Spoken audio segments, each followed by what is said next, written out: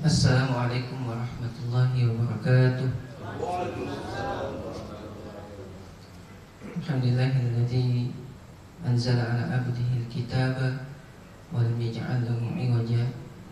Asyhadu an la ilaha illallah wahdahu la syarika lah wa anna sayyidana Muhammadan 'abduhu wa rasuluhu la nabiyya ba'dah. Allahumma salli wa sallim ala Muhammad wa ala alihi wa ashabihi wa man sara ala nahjihi ila yaumil qiyamati, amma ba'du. Hadirin jamaah subuh yang dirahmati Allah Subhanahu wa taala, Bapak-bapak dan Ibu-ibu. Mudah-mudahan kehadiran kita di sini sebagaimana yang disabdakan oleh Rasulullah sallallahu alaihi wasallam, termasuk orang-orang yang dikelilingi para malaikat. Rasulullah SAW bersabda yang diriwayatkan oleh Imam Muslim, majtama'a qaumun fi baitin min buyutillah yatluna kitaballahi wa yatadarasuna fima bainahum illa nazalat alaihimus sakinah wa ghasyiyatuhumur rahmah wa haffathumul malaikah wa dzakarallahu fi man indah. Tidaklah suatu kaum, kata Rasulullah SAW, tidaklah suatu kaum berkumpul di suatu masjid di antara masjid-masjid Allah Subhanahu wa taala, yang ngumpulnya bukan ngopi bareng, ya.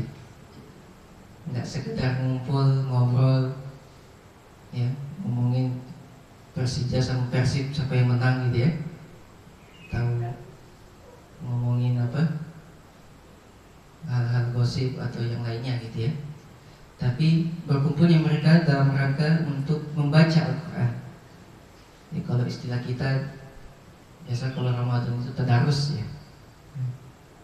Yatluna kitab Allah, membaca kitab Allah Subhanahu wa taala. Wa yatadarasuna fima bainahum, atau mereka saling belajar, saling mengajarkan. Fima bainahum, atau dalam istilah kita itu mengikuti kajian-kajian rutin. Insya Allah mungkin di Masjid Al-Watiniyah yang kita cintai ini sudah sering ya mengadakan kajian-kajian, dan ini merupakan salah satu perwujudan dari hadis tersebut. Nah, bagi mereka yang sering kumpul di masjid, tilawah bareng, kemudian ikut kajian, ya, idza nazalat alaihimus sakinah, jadi sering mereka akan mendapatkan sakinah atau ketenangan jiwa, ya. Ya, selain memang karena dengan zikir itu sendiri adalah memberikan ketenangan jiwa, ya. Makanya ada orang kalau kajian itu sampai ngantuk ya, sampai tertidur gitu ya. Itu wajar tuh, karena saking tenangnya.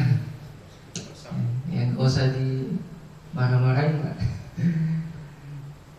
Dia sedang merasakan efek dari kajian dan hadis Rasulullah SAW. Dan jarang-jarang ada saya pernah ketemu ustadz itu, ternyata dia itu nggak bisa tidur kecuali kalau dikasih obat tidur, ya. Ada yang seperti itu. Kita sangat bersyukur gitu ya kalau bisa tidur Pak ya.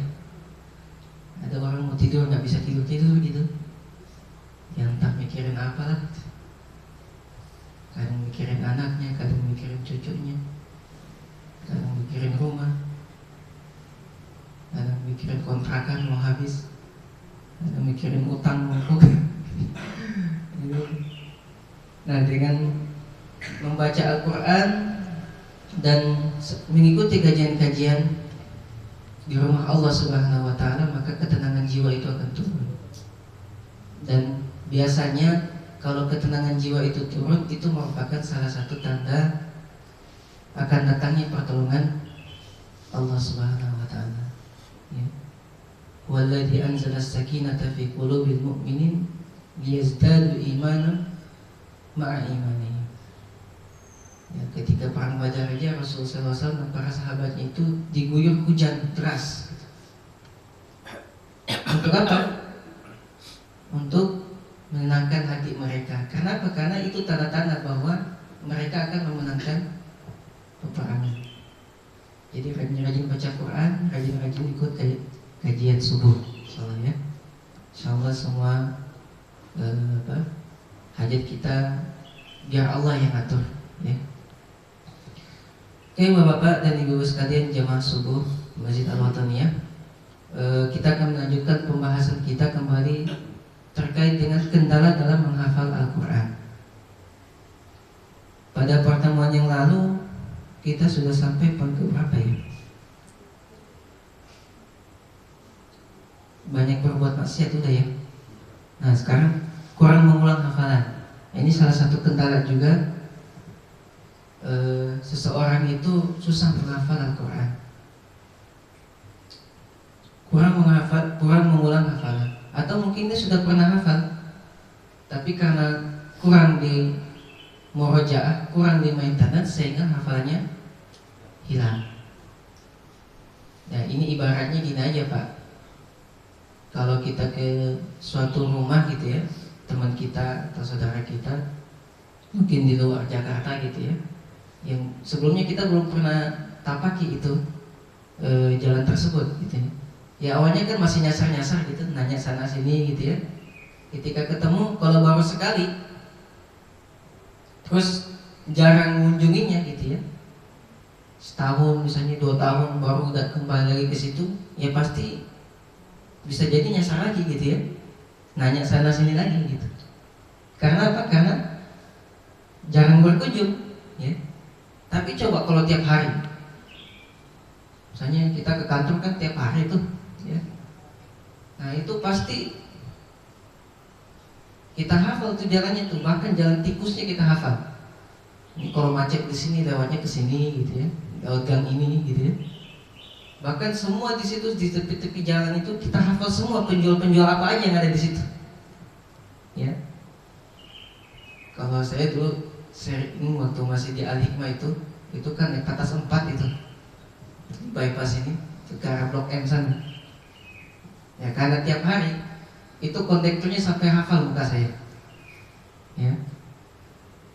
Dan saya juga hafal kondekturnya gitu ya.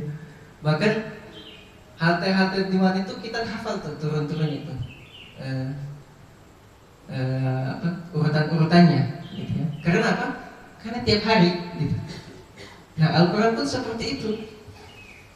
Pernah hafal Al-Baqarah misalnya gitu, tapi cuma bulan Ramadan bacanya, ya tidak akan kuat hafalannya.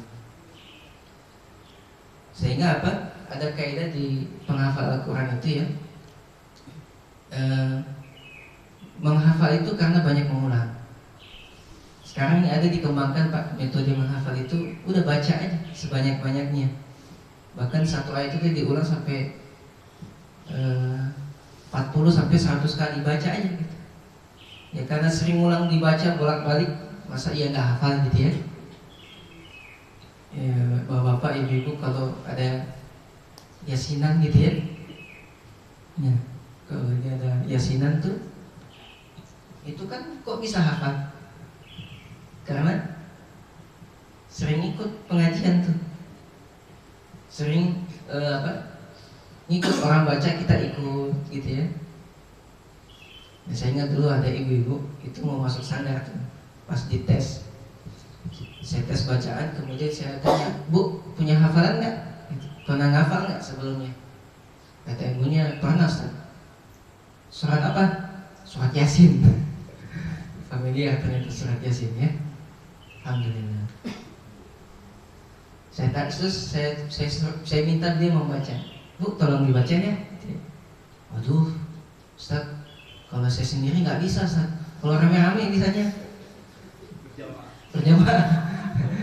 Kata saya, aduh Bu, itu mau belum hafal namanya. Kalau bareng-bareng mau bisa. Nah, kan biasa kalau di masjid itu kan sebelum menjelang azan itu kan diputar kaset ngaji ya. Ya, Kecuali ada beberapa masjid putar kasidahan. Itu kurang ahsan juga sebenarnya. Masih mending putar kaset ngaji gitu ya. Nah itu nggak apa-apa tuh, sambil kita dengerin kita ikuti sedikit-sedikit gitu ya. Nggak apa-apa gitu ya. Awal-awal dulu gitu ya. Nah, mengulang hafalan ini, apalagi kalau orang sudah menghafal Al-Quran, misalnya 30 juz misalnya, nah, itu kapan mengulangnya gitu ya. Bahkan dia harus banyak mengulang. Standarnya itu, kalau saya dikasih sama guru saya itu 1:10 ya. Jadi kalau kita punya hafalan 1 juz, itu berarti 1 hari minimal mengulang 1 lembar ya. Kalau punya hafalan 2 juz, berarti 2 lembar gitu terus. Apa rasionya gitu ya. Sampai kalau 30 juz, berarti berapa juz tuh? 3 juz gitu ya. Artinya setiap 10 hari sekali itu sudah khatam, Pak. Itu minimal ya. Minimal tuh. Nah, dengan begini Bapak-bapak dan Ibu sekalian, kita mendapati bahwa orang yang menghafal Al-Quran itu cenderung orang yang banyak interaksinya dengan Al-Quran. Jadi nggak bisa lepas dari Al-Quran. Dan juga kalau dia nggak bisa lepas dari Al-Quran, berarti dia nggak bisa lepas juga dari keberkahan itu. Istilah kita sekarang itu dikejar-kejar berkah, gitu ya. Mau nggak dikejar-kejar berkah, Pak, Bu? Mau. Nah, banyakin baca Quran, dan kemudian nanti insya Allah berkah yang kejar-kejar kita. Kalau kita ngejar berkah gitu ya, minta sama Mbah Suripnya atau Mbah apa gitu ya, cari berkah gitu ya, ke kuburan mana gitu ya, menjelang Ramadan cari berkah gitu. Istilah apa sekarang namanya, atau cari berkah yang lain. Yang penting cari berkah dengan bacaan Al-Quran. Itu udah pasti berkah tuh ya. Apa tuh berkah tuh, Pak, Bu?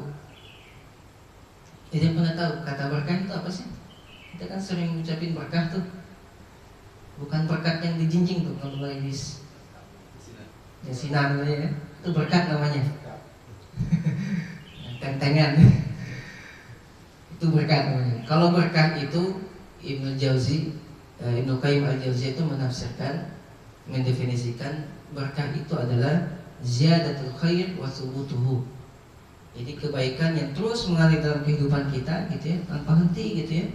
Dan stabil gitu keberkahan itu. Keberkahan itu tidak berarti juga kita nggak pernah diuji. Nah, kadang-kadang ketika kita diuji dengan misalnya banyak beban hidup, itu juga berkah sebenarnya. Disitulah kemudian kita dapat pahala dari Allah Subhanahu Wa Taala. Ketika kita diberi kelimpahan, itu keberkahan juga. Ya.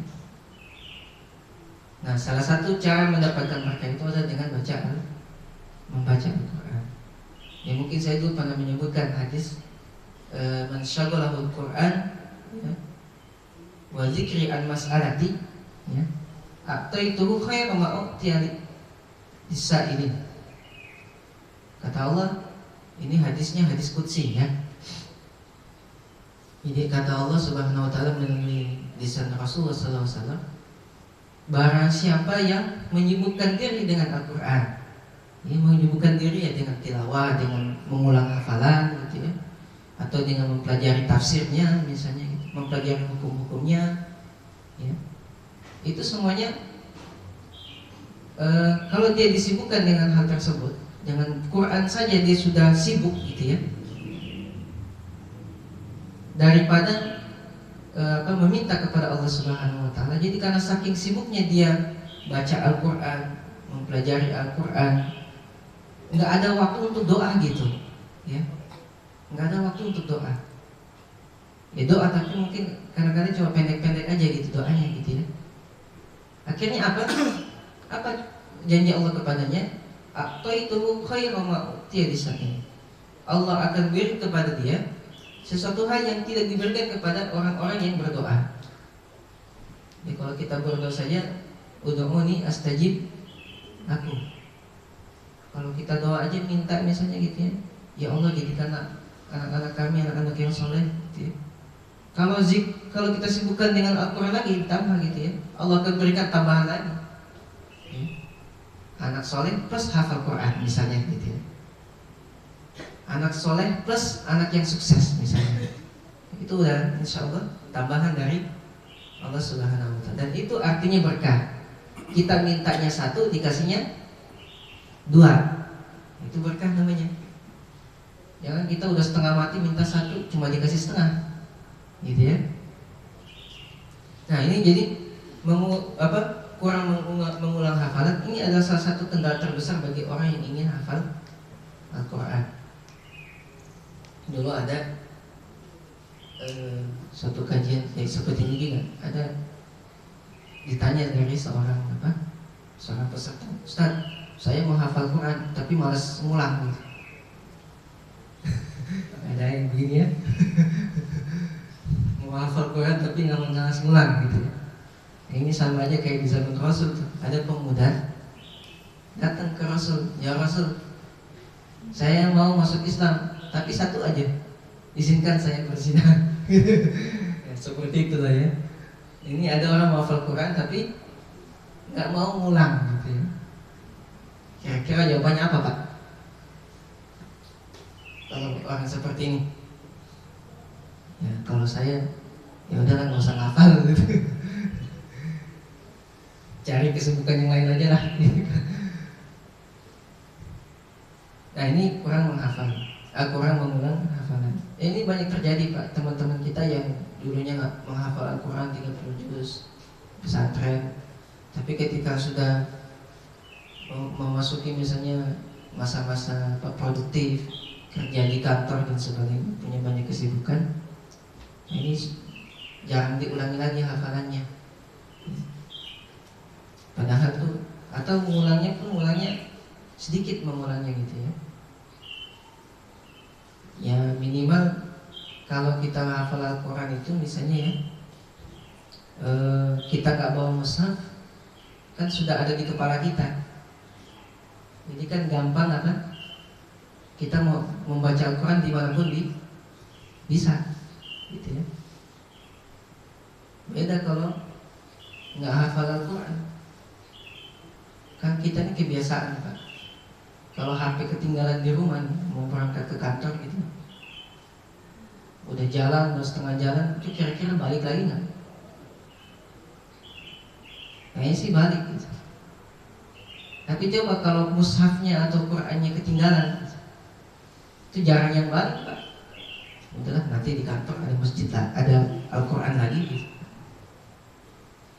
Jadi atensinya atau perhatiannya kepada Al-Quran itu kurang.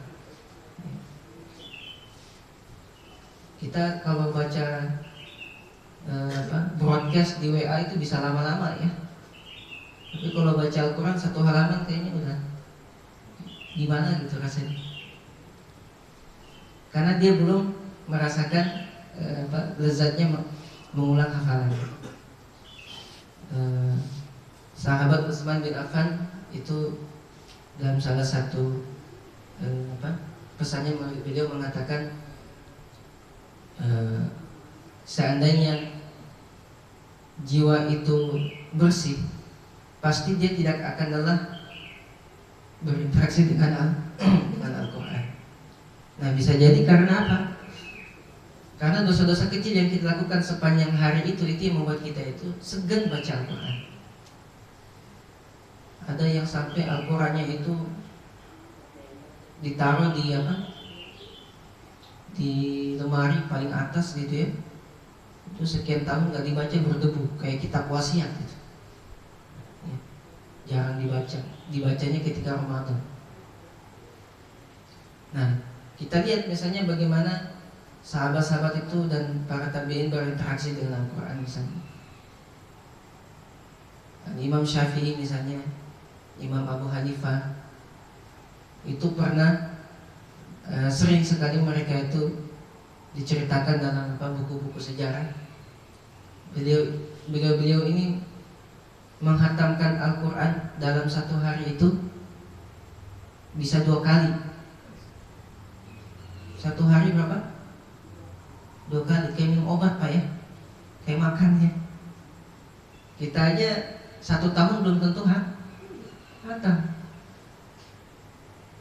Waktu Ramadan aja nih, lagi puncak-puncaknya mestinya baca Al-Quran gitu ya, itu juga gak hatam-hatam juga. Hatam juz 1 ya. Hatam Al-Baqarah ya masih mending lah ya, daripada enggak sama sekali gitu. Padahal sehari-harinya Imam Syafi'i itu ya, di bulan Ramadan itu luar biasa interaksinya dengan Al-Quran. Ustaz, kok bisa ya hatam Quran 2 kali sehari? Ya kalau dia nggak hafal Quran nggak mungkin Pak. Kalau cuma baca gitu ya. Kalau cuma, apalagi kalau misalnya maaf bacanya itu masih terbata-bata gitu ya, masih dieja-eja gitu kan, masih baca kho gitu, doma masih dibaca kasrah dan sebagainya gitu kan. Nah itu memang lama gitu ya. Ya kapan selesainya gitu. Tapi kalau dia hafal misalnya bisa. Ya, kita nih di Sanggar nih setiap Ramadan itu bisa ngadain ada 2 kegiatan tuh. Pertama ada namanya Ready Quran namanya. Ready Quran itu baca Quran banyak-banyakin. 1 hari itu bisa hatam. Dan ternyata ada yang bisa hatam tuh. Ada yang bisa hatam 1 hari. Ternyata yang hatam 1 hari itu yang mana? Ternyata dia pernah hafal Quran. Ya. Dia hafal Quran 30 juz gitu. Ada mahasiswa satu hafal Quran, dia selesai 1 hari 30 juz. Ya kalau mau coba nanti ke Sanggar nanti tanggal 11 Juni ya. Coba dari pagi ya jam 8 sampai malam, nah selesai nggak gitu ya satu Quran ya. Kalaupun nggak selesai, insya Allah bacaan Al-Quran kita di hari itu sepertinya paling banyak seumur hidup ya.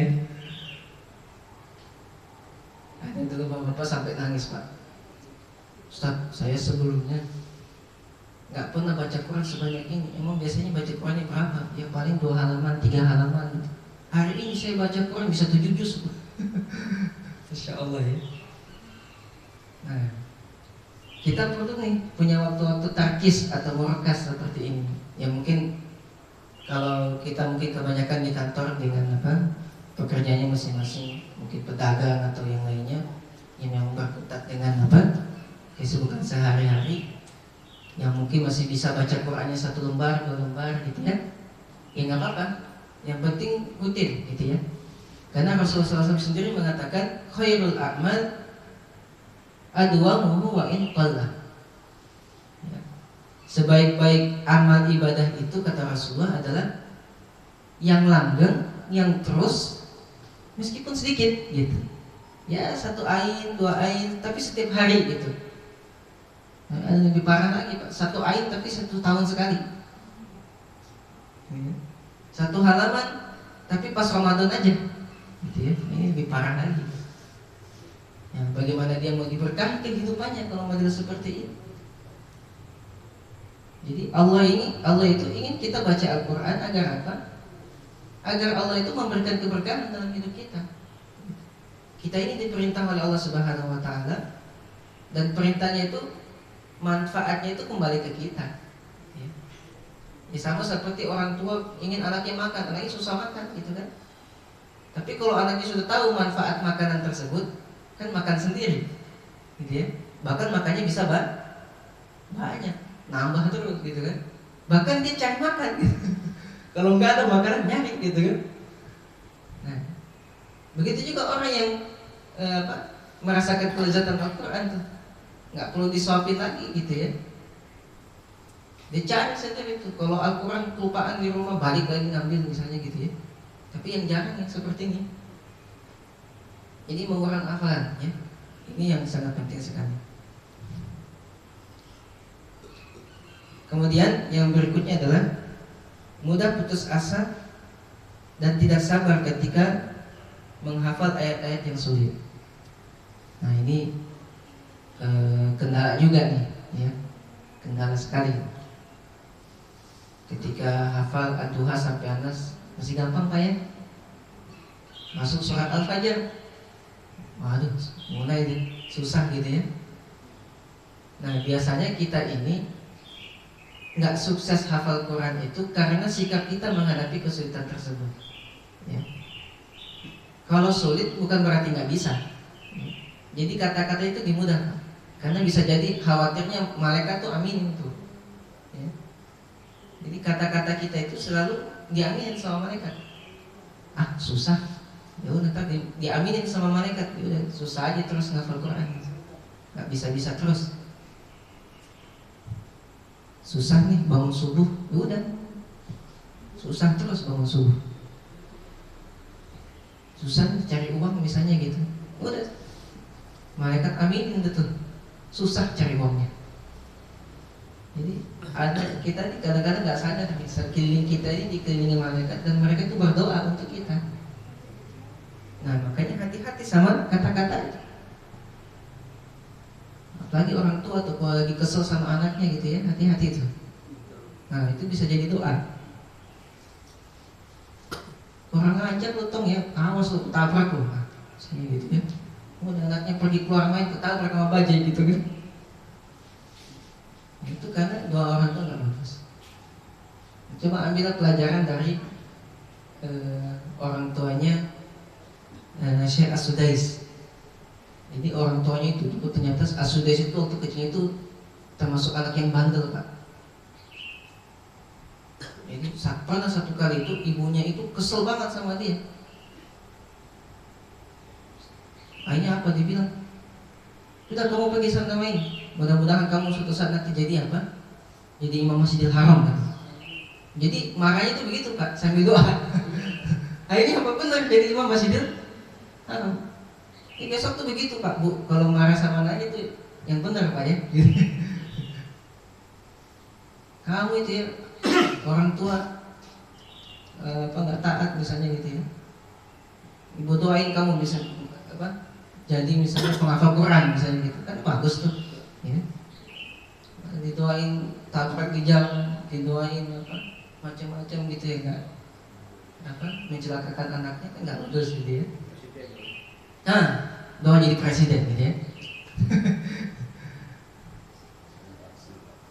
Karena ternyata juga Pak banyak juga anak-anak itu yang kecil-kecilnya nakal itu gantinya jadi politikus tuh. Ini kita tuh kalau ngeliat anak-anak itu jangan lihat sekarangnya gitu Pak, ya proyeksi masa depannya gitu. Karena anak-anak itu masih terus bertumbuh karakternya gitu ya. Jadi ibaratnya tuh kalau pesen orang tua saya itu kalau ngeliat anak itu jangan seperti ngeliat foto. Tahu lihat foto ya? Orang kalau di foto itu jelek-jelek terus Pak ya.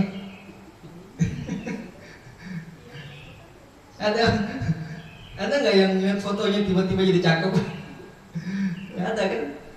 Tapi coba kalau kita mengibaratkan melihat anak itu seperti orang nonton film, gitu ya, kan bisa jagoan kalah dulu kan? Nah, nanti di akhir-akhir baru itu jadi pahlawan gitu kan? Nah, seperti itulah anak-anak kita. Jadi doakan mereka yang baik-baik, gitu ya. Nah, ketika menghafal ayat-ayat yang sulit, ya, kita harus bisa menyikapi dengan baik gitu ya. Doanya yang baik-baik. Ya Allah mudahkan. Atau kata-katanya dirubah. Ini surat Al-Mutaffifin nih. Ya nggak mudah sih, tapi insya Allah bisa gitu ya. Jadi dirubah kata-kata sulit menghafal jadi tidak mudah. Ya. Jadi apa tidak mudah. Karena ternyata Pak, itu ada penelitian. Jadi otak kita ini lebih cenderung fokus pada kalimat yang kita ucapkan, gitu ya. Jadi ada namanya dalam ilmu psikologi itu namanya autosugesti namanya. Autosugesti. Bapak atau ibu mungkin pernah mendapati orang yang sembuh sendiri itu, nggak ke dokter, nggak apa-apa tuh, sembuh sendiri Pak. Kenapa tuh bisa begitu? Karena autosugesti. Insya Allah sembuh, insya Allah nggak apa-apa gitu ya. Sembuh sendiri ya. Flu pilek dikit gitu kan. Kita kadang-kadang tuh sehat tapi sakit. Kenapa? Karena autosugesti. Wah kayaknya mau demam nih. Kayaknya mau pilek nih. Udah deh. Akhirnya apa? Udah ditambah autosugesti, tambah malaikat aminin. Jadi itu demamnya gitu ya. Makanya ada juga orang Pak, itu yang mati itu gara-gara autosugesti juga. Padahal dia sih nggak apa-apa gitu, bisa bertahan hidup. Kita lihat ada satu cerita begini Pak, ada seorang buruh pabrik, itu dia itu terkunci, jadi dia terlambat keluar dari gudang es gitu ya, gudang penyimpanan barang. Itu kan biasa kan dikasih apa, pendingin ya. Nah dia tuh terlambat keluar dari gudang tersebut, teman-temannya udah keluar duluan, dan dia terkunci di situ.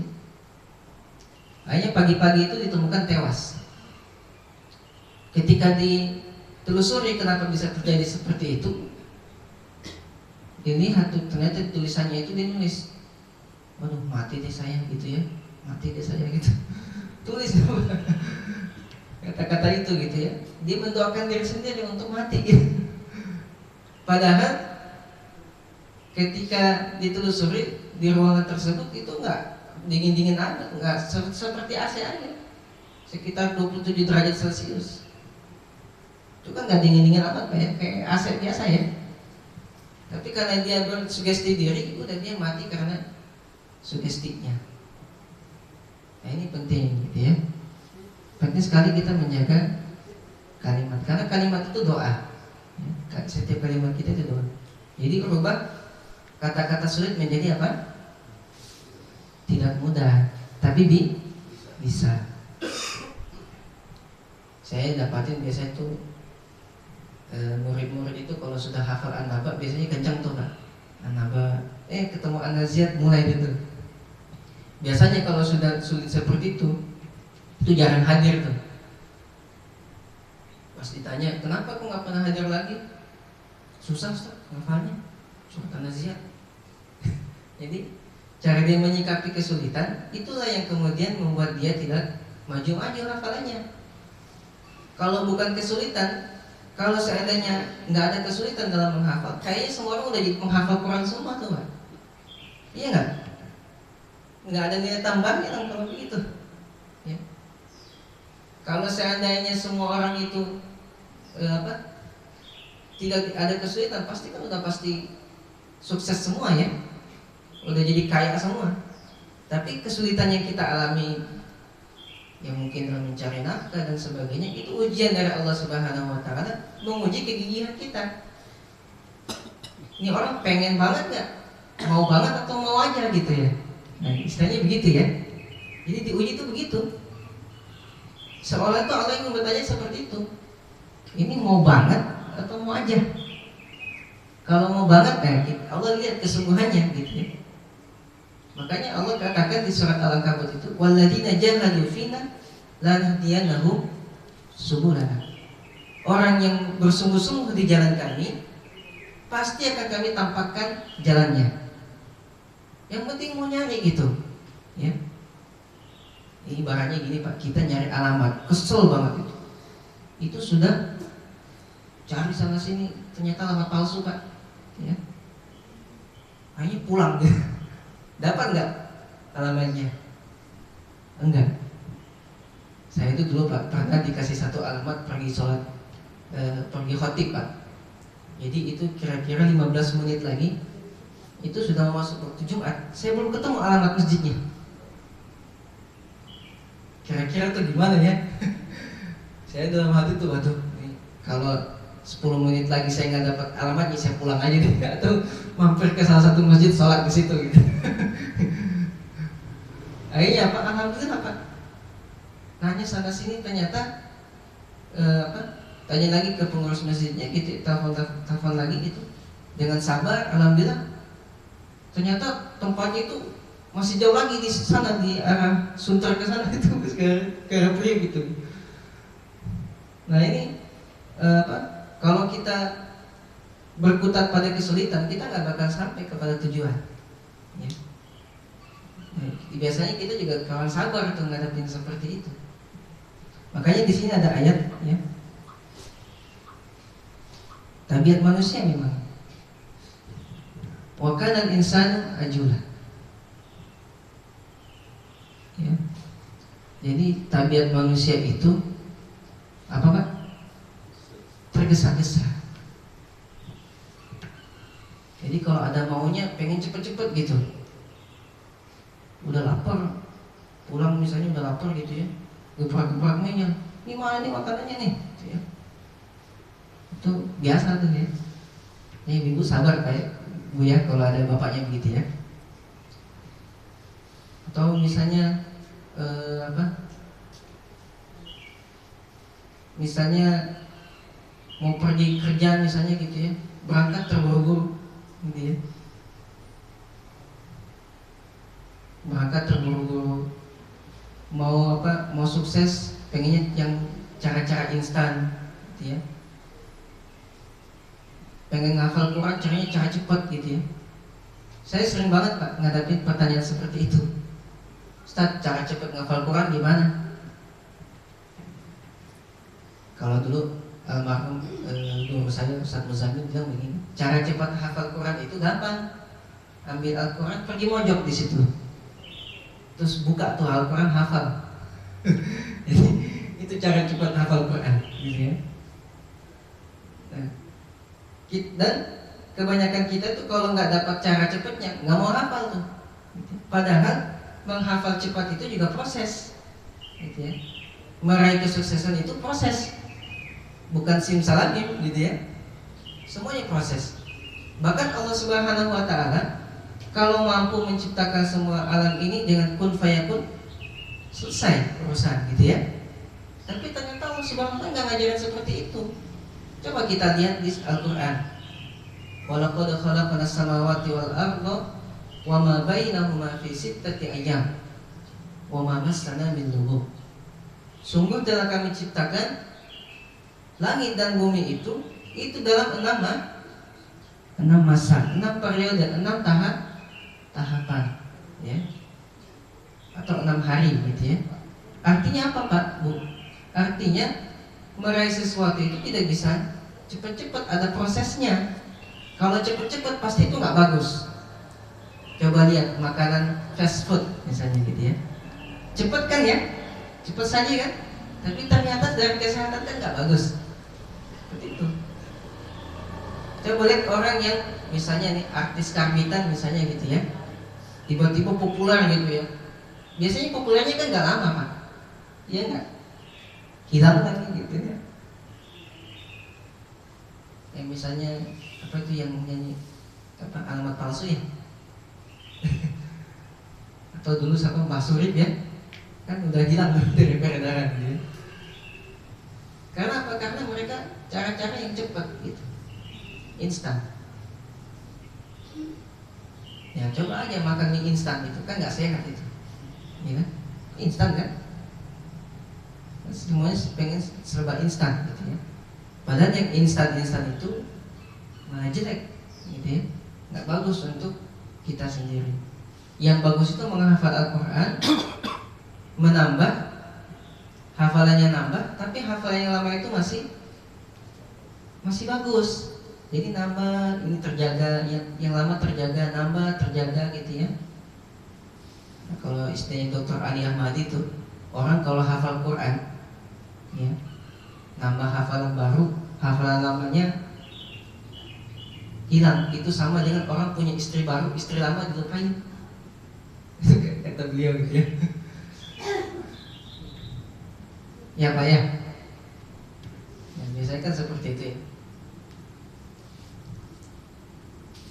Ada kan banyak yang nikah pengen poligami, istri baru gitu ya.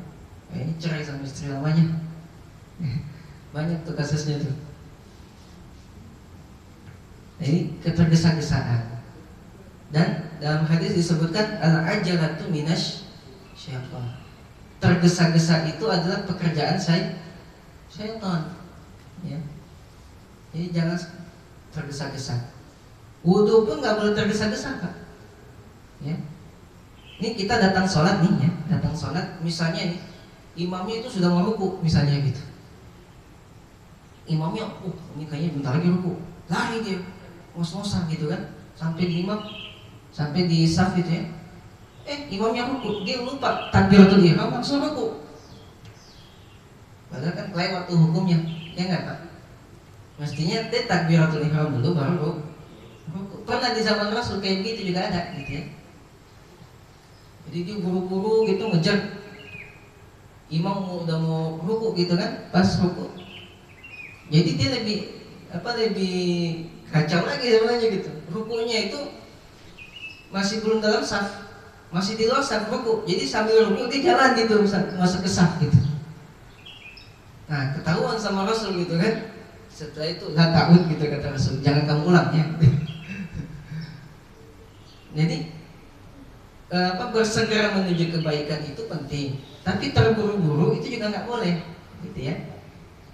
Nah ini saya itu pernah dapat pertanyaan seperti itu, Ustaz, apa sih bedanya bersegera dengan terburu-buru? Ini tipis-tipis ya. Sama dengan orang nanya apa sih bedanya percaya diri sama sombong gitu ya. Itu kan tipis-tipis tuh. Ya. Hanya orang-orang yang hatinya bersih yang bisa bedain. Nah, apa bedanya Pak antara tergesa-gesa dengan menyegerakan? Kalau menyegerakan menurut sana. Menyegerakan dengan rencana.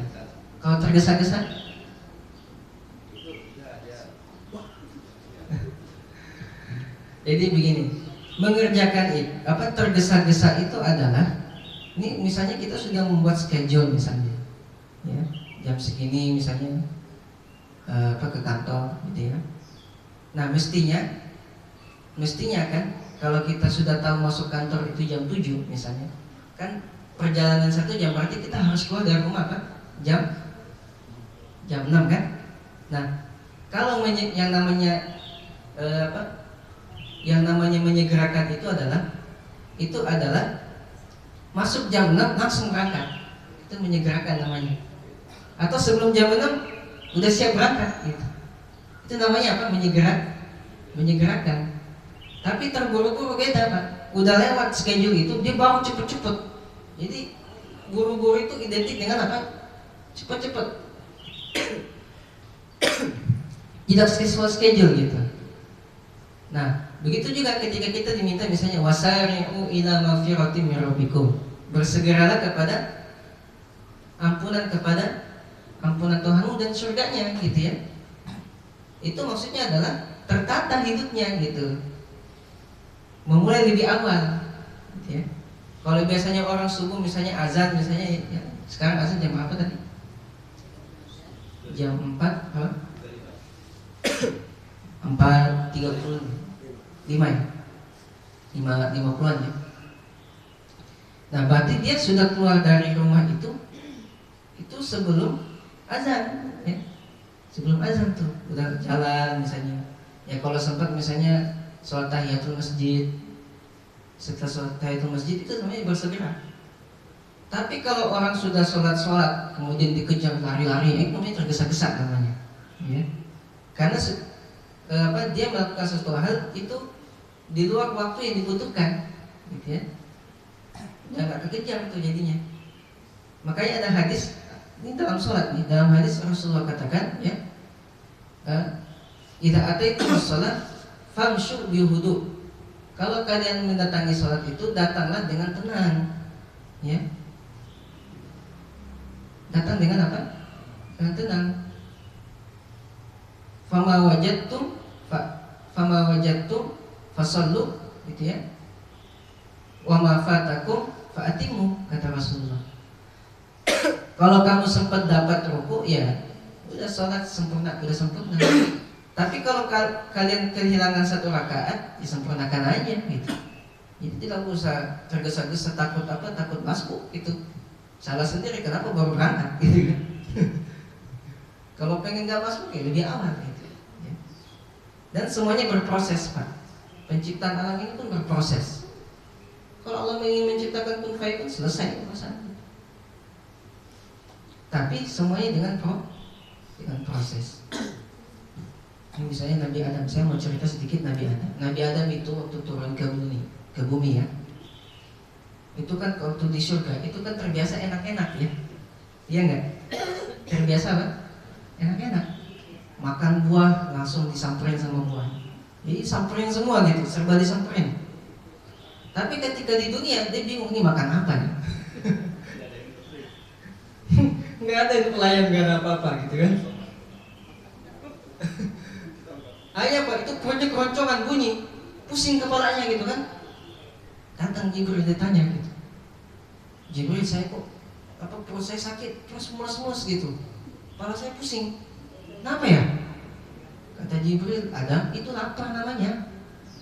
Sampai dia nggak tahu lapar itu apa. Saking apa? Saking enaknya. Akhirnya apa? Terus gimana tuh cara ngilangin lapar ini? Ya kamu makan.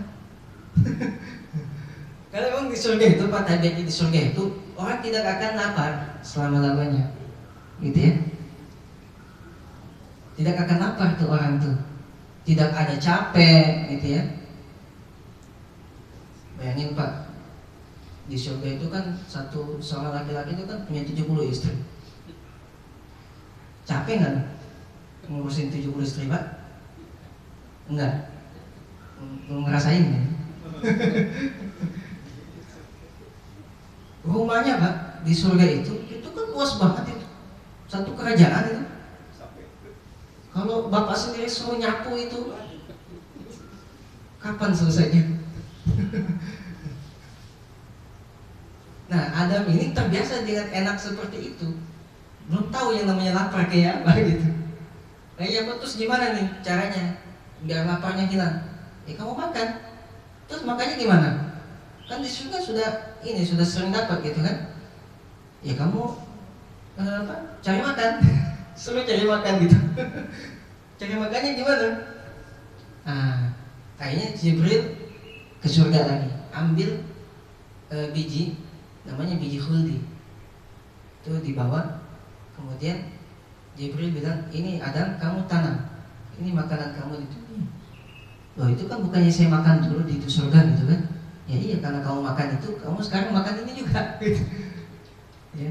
Jadi khuldi itu semacam ini biji gandum kan? Biji gandum ini roti itu istilahnya kalau di Al-Quran namanya buah khuldi namanya ya. Buah khuldi itu yang dimakan sama Adam. Ternyata nggak langsung makan Pak. Kata Adam, ini bisa langsung dimakan? Nggak bisa.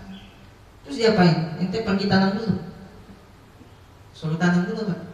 Kalau pakai proses sekarang Pak, itu kan 3 bulan ya panen gitu kan. Waduh 3 bulan keburu mati gitu. Akhirnya apa? Setelah ditanam oleh Adam, kemudian Jibril mengatakan berdoa agar Allah Subhanahu wa taala itu menurunkan hujan dan kemudian dengan izin Allah Subhanahu wa taala biji gandum itu tumbuh dengan cepat gitu ya, langsung gitu. Orang mau makan sekarang gitu ya, tunggu 3 bulan kapan jadinya gitu. Ya. Nah biasanya memang gitu Pak, mukjizat itu biasanya hadir di akhir-akhir ikhtiar kita. Jadi mukjizat itu Allah Subhanahu wa taala hadirkan, atau kalau bahasa orang awam itu namanya maunah, namanya pertolongan Allah ya. Kalau mukjizat biasa untuk para nabi. Nah maunah atau pertolongan Allah itu biasanya hadir pada saat kita sudah kepepet biasanya. Sudah sangat butuh banget, upaya kita itu udah nggak ada ya. Sama juga hafal Quran juga seperti itu, udah titik darah penghabisan, baru Allah cerahkan ya. Baru Allah ilhamkan kepadanya caranya menghafal seperti ini, akan sampai ke tahapan seperti itu. Begitu juga gitu ya, yang terjadi di Adam gitu. Udah lapar gitu ya, baru dikasih petunjuk oleh Jibril. Nah setelah ditanam gandum itu ya, berbuah gitu ya cepat dengan izin Allah Subhanahu wa taala. Nah si Adam ini tergesa-gesa aja pengen cepat hilangin itu. Ini bisa dimakan nih? Enggak dulu, ambil petik dulu semuanya, kamu tumbuk dulu. Tuh tumbuk itu apa? Biji gandum itu satu ladang gitu ya. Tumbuk sampai peluhnya keringatnya itu sudah sampai banyak gitu, udah lapar, udah pusing gitu kan, capek gitu kan. Akhirnya setelah ditumbuk kata Adam, terus ini bisa langsung dimakan nih? Belum, bikin adonan tuh. Caranya gimana? Diajarin sama Jibril itu cara bikin adonan. Udah jadi adonan, tanya lagi, ini udah bisa dimakan ya adonannya? Belum. Terus diapain? Ya dimasak dulu. Diopen dulu. Nah, yuk, apinya dari mana? Itu cari kayu bakar tuh. Kamu cari kayu bakar, saya pergi ambil api gitu. Akhirnya dikumpulin kayu bakar, kumpulin. Terus nih apinya bagaimana nih? Akhirnya nanti Jibril mengajarkan Adam itu ada satu batu, ya, itu di nih kamu gesek-gesek ini batu. Jadi ada dua batu itu digesek-gesek keluar api tuh, percikan api kan. Kemudian itu dipakai buat apinya. Terus gimana nih? Ya udah masak dulu, masak beberapa jam. Udah boleh makan? Nah ini udah boleh makan, kata Jibril. Silakan makan deh. Ini kata Adam, ini makanan kita nanti begini terus nih. Katanya, iya makanan kamu seperti itu terus. Beda dengan surga Pak gitu ya. Alhamdulillah ya, kita nggak hidup di zaman Nabi Adam ya. Masya Allah. Kita bisa tergesa-gesa. Oke. Mungkin ada pertanyaan, mungkin ini bisa saya sampaikan karena sudah sampai waktu suruh udah masak ya. Mudah-mudahan bermanfaat dan mudah-mudahan bisa memotivasi kita untuk berinteraksi dengan Al-Quran. Apalagi sebentar lagi Ramadan nih ya. Sudah harus istilahnya orang kalau mau olahraga berat, kalau sudah warming up dulu gitu, harus mulai pemanasan gitu ya. Mobil mau langsung jalan juga kan nggak langsung jalan kan, panasin dulu gitu ya. Bulan Syaban ini pemanasan nih, sudah mulai perbanyak tilawahnya gitu ya. Yang biasanya cuma satu ain ya atau satu halaman, tingkatinlah di bulan Syaban ini gitu ya. Nanti biar Ramadan nggak kaget gitu. Nah di Ramadan bikin perencanaan, mau khatam berapa kali, mau hafal berapa halaman misalnya gitu ya. Jadi jangan Ramadan lewat gitu aja tuh, yang dapat puasa sama tarawih doang gitu ya. Kadang-kadang tarawih juga bolong-bolong gitu ya. Kalau sudah malam kelima ke atas, alhamdulillah ada kemajuan, safnya maju ya. Mudah-mudahan, tapi insya Allah di Al-Wat ini nggak gitu ya. Insya Allah jamaahnya jamaah loyal semua insya Allah ya. Nggak beda ya. Oke, kita tutup ada pertanyaan?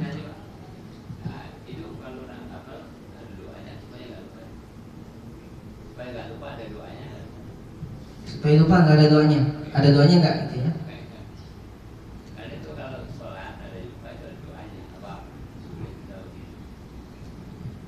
Ya sebenarnya tidak ada doa khusus yang diajarkan Rasulullah ya, doa lupa. Cuman kita banyak dituntut banyak berdoa, Rabbi zidni ilman warzuqni fahma. Ya. Itu doa yang ada dalam Al-Qur'an tuh. Wa qur rabbi zidni ilma warzuqni fahma. Ya Allah, karuniakan kepada aku pengetahuan dan anugerahkan kepadaku pemahaman. Itu doa yang diajarkan oleh Allah Subhanahu wa taala kepada Rasulullah sallallahu alaihi wasallam. Ya. Jadi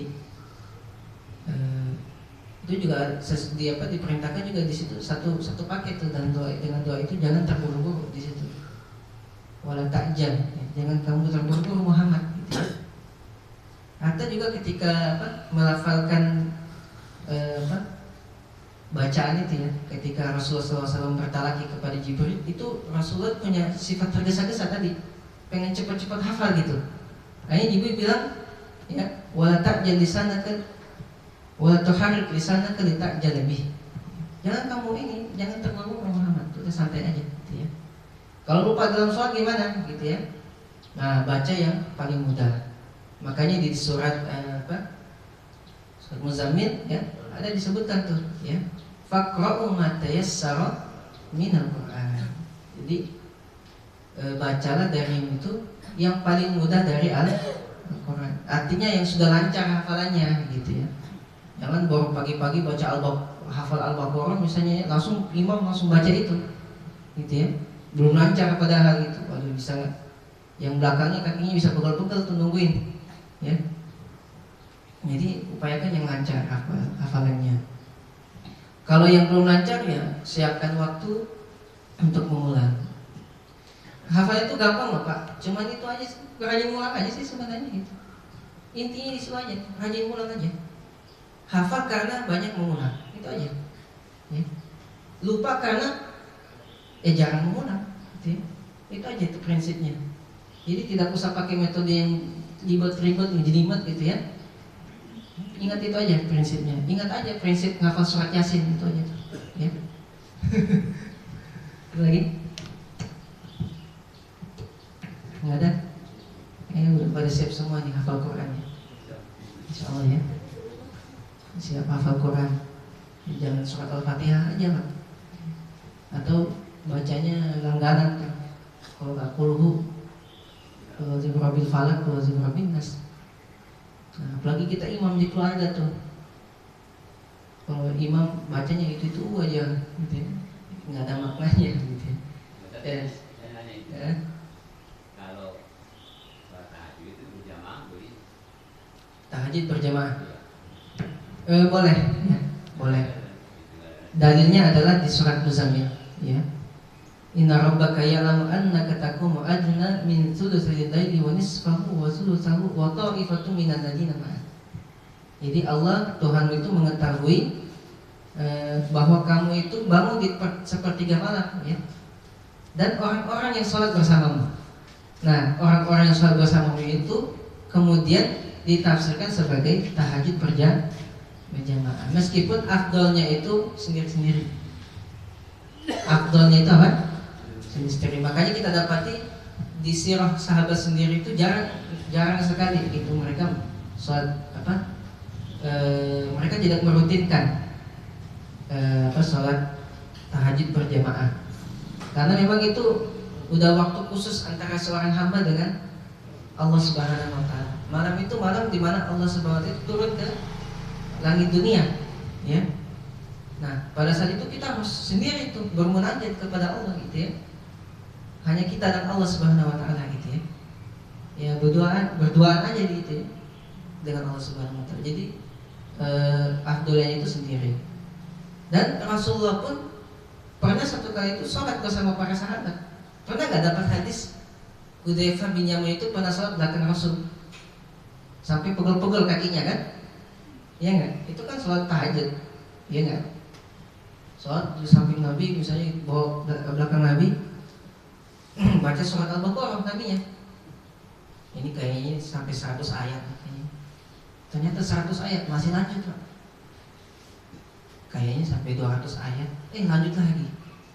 Kayaknya ini Al-Baqarah sampai selesai rukuknya. Sabar dikit dah, gitu ya. Ternyata selesai surat Al-Baqarah, lanjut lagi, tancap. Ya. Surat Ali Imran. Waduh, surat Ali Imran sampai kapan nih, gitu ya. Ternyata surat An-Nisa juga, dibabat juga. Nggak kuat Hudzaifah, pergi dia. Langsung batalin sholatnya, pergi. Dan ternyata sholat Nabi itu sampai selesai An-Nisa. Ada yang nggak kuat itu sholat sama Nabi, ya. Berdiri itu Pak. Jadi satu rakaat itu baca surat Al-Baqarah sampai An-Nisa. Itu berapa juz tuh Pak? 5 juz itu Pak. 5 juz sedikit gitu, di 2 halaman gitu ya. Masya Allah. Kita imamnya panjangin dikit tuh, 1 halaman tuh. Yang di belakang. Nah.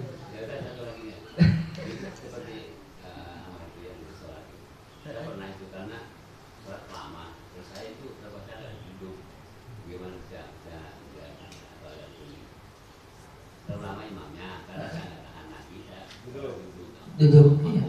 Boleh. Gak apa-apa. Kan kalau nggak kuat berdiri, duduk kan.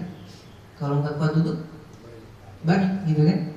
Kalau nggak kuat baring, siap-siap disalatin ya. Ya, jadi Dan juga begini Pak, ini juga salah satu hal yang harus dipahami oleh imam. Ya. Jadi pernah satu kali Mu'adz bin Jabal itu memimpin sholat di salah satu masjid Bani Salamah. Kemudian di belakang itu ada orang nggak kuat, dia baca panjang banget itu, bacaannya gitu. Sampai di belakang itu ada yang batalin sholatnya. Hanya sampai itu ketika selesai sholat diceritakan kepada Mu'adz itu ada yang batalin sholat. Kata Mu'adz, ini dasar mereka munafik gitu kan. Nggak kuat aja nih coba dengerin Al-Quran. Nah, ketika peristiwa ini sampai kepada Rasulullah, apa kata Rasulullah? Afatannaka ya Mu'adz, kamu ingin memberikan fitnah kepada orang, gitu ya? Kamu mau jadi fitnah. Artinya apa? Imam itu harus punya fikih juga, harus paham makmumnya itu heterogen. Ya, makmumnya itu nggak semuanya kuat gitu. Ada yang mungkin sakit-sakitan, ada yang mungkin berdirinya nggak kuat, ya. Ada yang mungkin bengek gitu ya, sakit itu. Ada yang mungkin sakit paksain sholat di masjid. Ada yang mungkin punya urusan mau bayar utang gimana gitu ya, mau ketemu temennya dan sebagainya gitu. Nah, dia harus mempersingkat sholatnya, ya, singkat tuh sholatnya. Dan saya itu biasa kalau imam Pak, saya nggak pernah lebih dari setengah halaman. Jarang saya baca lebih satu halaman gitu. Setengah halaman itu paling banyak gitu. Kecuali misalnya, ya itu anak-anak pesantren semua di belakang tuh, gitu ya. Ya nggak apa-apa dah, sholat lama-lamain gitu kan. Anak-anak muda semua gitu kan. Ya, makanya sesekali juga misalnya menghadiri jadi imam satu juz, tapi belakang-belakang saya orang sudah siap gitu, sudah siap diimami satu juz. Jangan baru mentang-mentang suaranya merdu, hatta juga suara merdu gitu ya, juga tidak disarankan untuk memperpanjang bacaan sholat 5 waktu, gitu ya. Kecuali memang ada beberapa hadis yang memang di mana Rasulullah SAW itu sering membaca surat-surat tertentu, misalnya surat As-Sajdah itu di subuh ya, As-Sajdah dan surat Al-Insan di hari Jumat misalnya gitu ya. Tapi itu juga tidak dirutinkan oleh Rasulullah gitu ya, hanya sesekali gitu, sesekali waktu Rasulullah melakukan itu. Jadi ini perlu fikih ya, perlu fikih, dan imam-imam itu perlu menyadari ini juga gitu Pak ya. Boleh Pak duduk Pak ya. Nggak ada lagi? Cukup ya? Mudah-mudahan bermanfaat. Ada